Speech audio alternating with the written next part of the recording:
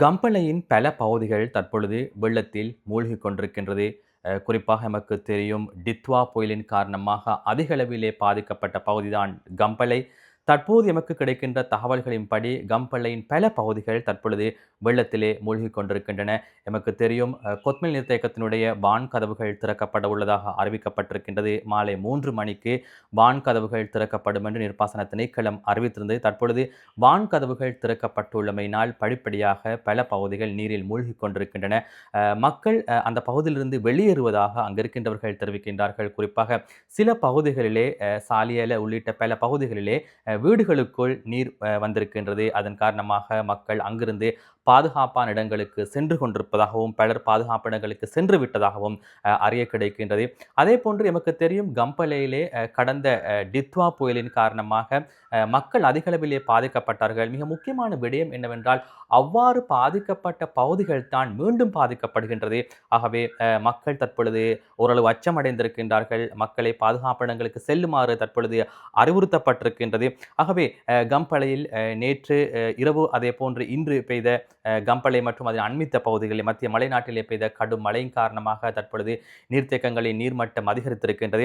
மிக முக்கியமாக தற்போது எமக்கு கிடைக்கின்ற தகவல்களின்படி கெலியோய நகரமும் வெள்ளத்தில் மூழ்கிக் கொண்டிருக்கின்றது. கெலியோவின் சில பகுதிகளும் தற்போது வெள்ளத்தில் மூழ்கிக் கொண்டிருப்பதனால் மக்கள் அங்கிருந்து வெளியேறிக் கொண்டிருக்கின்றார்கள். குறிப்பாக கெலியோய நகரில் கூட தற்பொழுது வெள்ளம் வந்திருக்கின்றது. அங்கிருந்து கடைகளை மூடிக்கொண்டு மக்கள் பொருட்களை அகற்றிவிட்டு முடியுமான அளவு பொருட்களை அகற்றிவிட்டு அங்கிருந்து வெளியேறிக் கொண்டிருப்பதால் தான் எமக்கு தகவல்கள் கிடைக்கின்றன.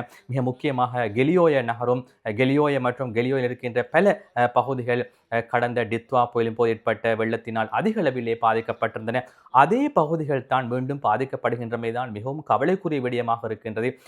அதே போன்று நாவலப்பிட்டியிலும் வெள்ளம் ஏற்பட்டிருக்கின்றது. நாவலப்பிட்டியின் பல பகுதிகள் வெள்ளத்தில் மூழ்கியிருப்பதாக நமக்கு அறிய கிடைக்கின்றது.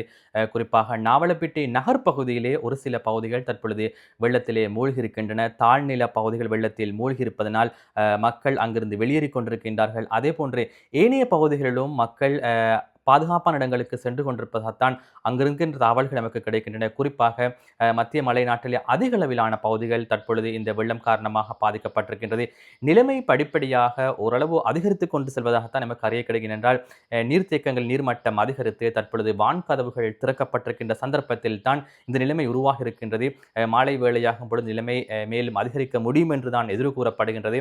ஆகவே மிக முக்கியமாக நாங்கள் கூற வேண்டிய விடயம் என்னவென்றால் எமக்கு தெரியும் இந்த டித்வா புயலின் காரணமாக பாதிக்கப்பட்ட பல பகுதிகள் மீண்டும் இவ்வாறு பாதிக்கப்படுவதாக எமக்கு அறிய கிடைக்கின்றது. ஆகவே கம்பளை கெலியோய் ஆகிய பகுதிகள் வெள்ளத்தினால் அதிக அளவிலே பாதிக்கப்பட்ட பகுதிகள், அந்த பகுதிகள் தான் மீண்டும் இவ்வாறு பாதிக்கப்பட போகின்றது. ஆகவே நாங்கள் அனைவரும் பிரார்த்தனை செய்வோம், நிலைமை வளமைக்கு திரும்ப வேண்டும் என்று. அந்த மக்கள் அதிக அளவிலே பாதிக்கப்பட்டார்கள். அவர்கள் கடந்த டித்வா புயலின் காரணமாக தங்களது சொத்துக்களை இழந்து உடைமைகளை இழந்து அதிக அளவிலே பாதிக்கப்பட்ட மக்கள். ஆகவே மீண்டும் அவ்வாறான ஒரு பெரிய அனர்த்தம் இடம்பெறாமல் இருப்பதற்காக நாம் அனைவரும் பிரார்த்தனை செய்வோம். நன்றி.